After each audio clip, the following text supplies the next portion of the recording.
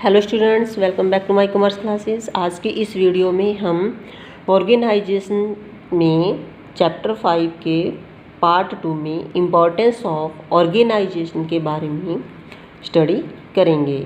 सो students, पिछले studio में lecture 1 में हमने meaning and definitions of organising, features of organising and process of organising के बारे में स्टडी किया था।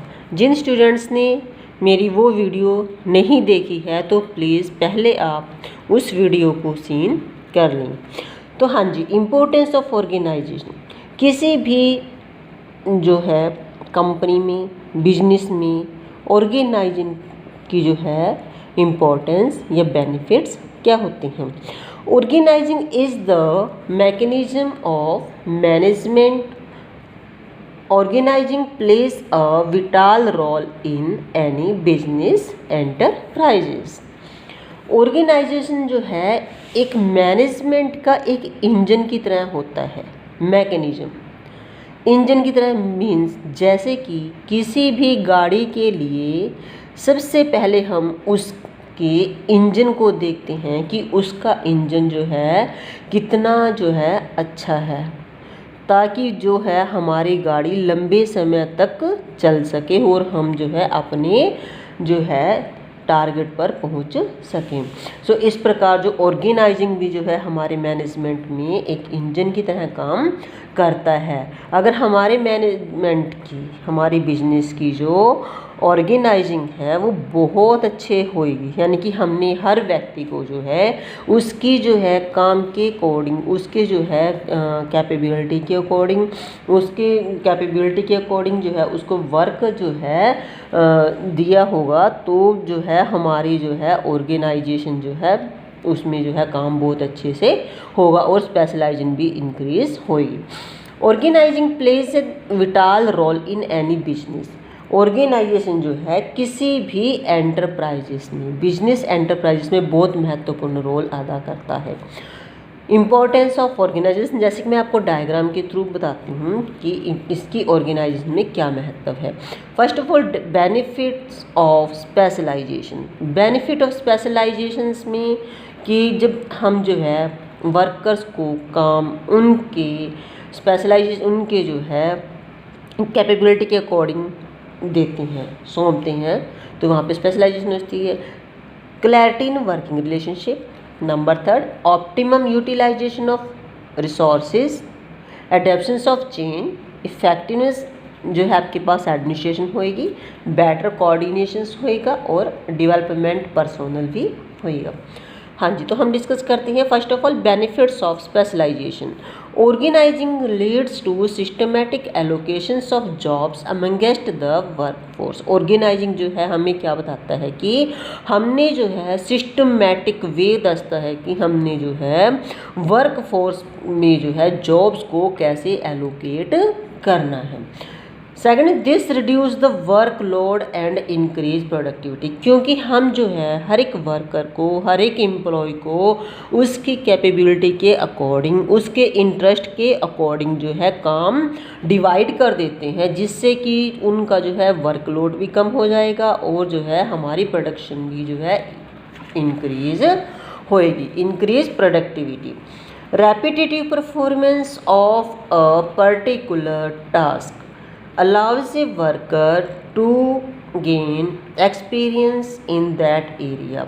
जब एक वर्कर, एक एम्प्लॉय किसी काम को, पर्टिकुलर टास्क को जो बार बार रेपिटेटिव रिपीट करता है, तो उसकी परफॉर्मेंस जो है अधिक हो जाएगी और वो जो है इसका फ़ायदा जो है बिजनेस को जाएगा कि वो उस काम करने में एक्सपीरियंस हो जाएगा, उस एरिया में एक्सपीरियंस्ड यानी कि एक्सपर्ट हो जाएगा। This leads to specialisation. जैसे मैंने पहले ही बताया कि अगर एक व्यक्ति जो है बार बार किसी काम को करता है, जैसे कि कोई प्रोडक्शन मैनेजर है या सेल मैनेजर है, अगर वो बार बार सालों से, कई सालों से जो है सेल्स का ही काम करता है, तो उस काम में जो है क्या हो जाएगा, स्पेशलाइज हो जाएगा। Second benefit is clarity in working relationship, यानी कि ऑर्गेनाइजेशन में जब आप किसी काम को डिवाइड कर देते हैं वर्कर्स में, तो वहाँ पर जो है उनके काम में जो है क्लैरिटी हो जाती है।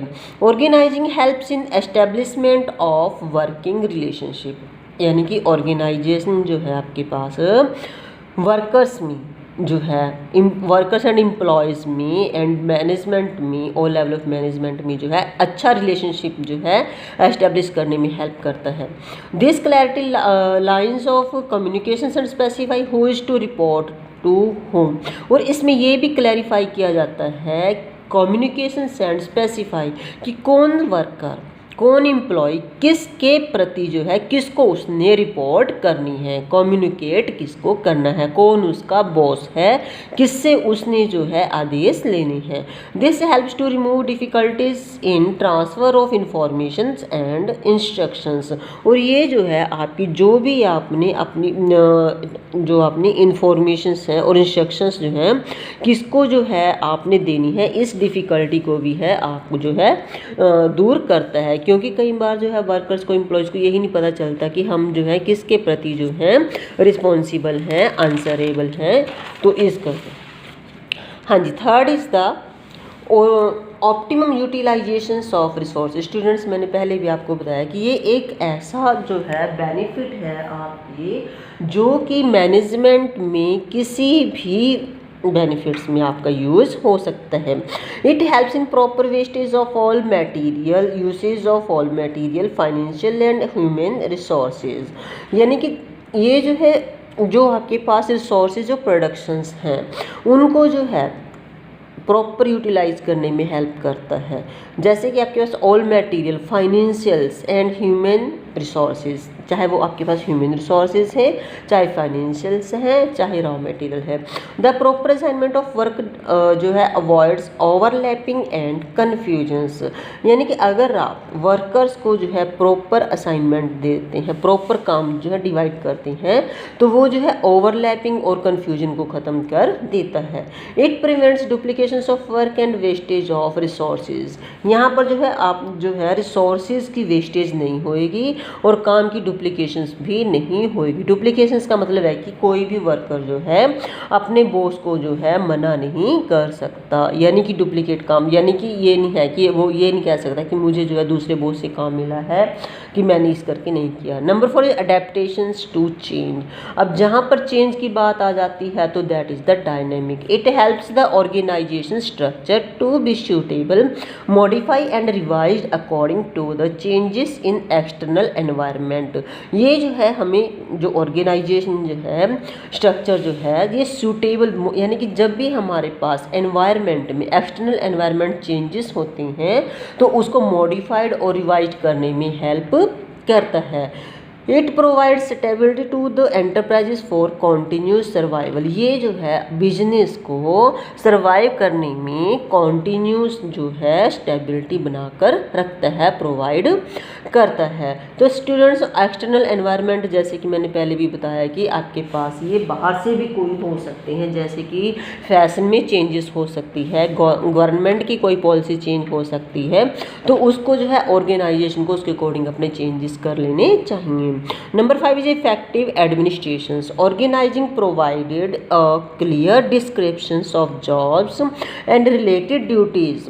क्योंकि ऑर्गेनाइजिंग में वर्कर्स और एम्प्लॉयज़ जो है या मैनेजर्स को जो है एक किसी पर्टिकुलर टास्क के लिए वर्कर को जो है जॉब्स की डिस्क्रिप्शन समझाई जाती है कि आपने ये काम करना है, कैसे करना है और कब करना है, और उससे संबंधित उसको सारी ड्यूटीज़ भी दी जाती हैं और ये जो है उसकी रिस्पॉन्सिबिलिटी भी क्रिएट करता है। It helps to avoid duplications and confusion. ये पॉइंट्स स्टूडेंट्स आपको ऊपर भी आया, मैंने समझाया था आपको कि ये जो है डुप्लीकेशन और कन्फ्यूजन को भी जो है क्या करता है, अवॉइड करता है। This brings effectiveness in the administration.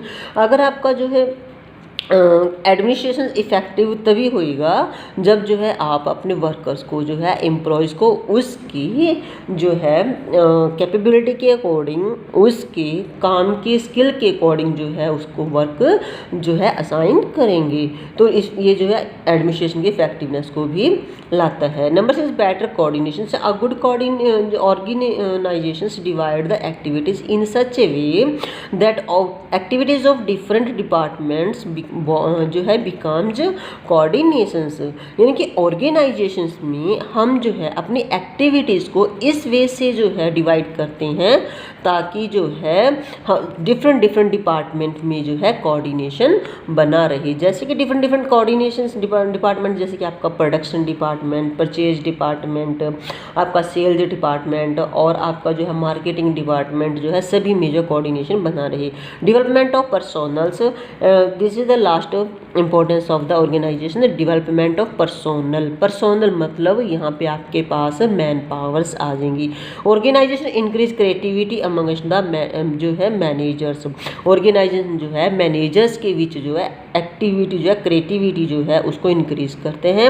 Effective delegations allows the managers to reduce the work load by assigning routine job. यानी कि जो इफेक्टिव जो आपकी डेलीगेशन अलाउ, जो आप उनको डेलीगेशन अथॉरिटीज़ करते हैं मैनेजर्स को, वो जो है वर्कलोड को कम करते हैं ताकि उनके जो डेली के रूटीन वर्क्स हैं वो जो है अपने सबॉर्डिनेट्स को जो है ईजिली समझा सके। So students, this is the importance of the organising in an enterprises. तो मेरे को जो है I hope it will you understand. So please like, share and subscribe my video. Thank you.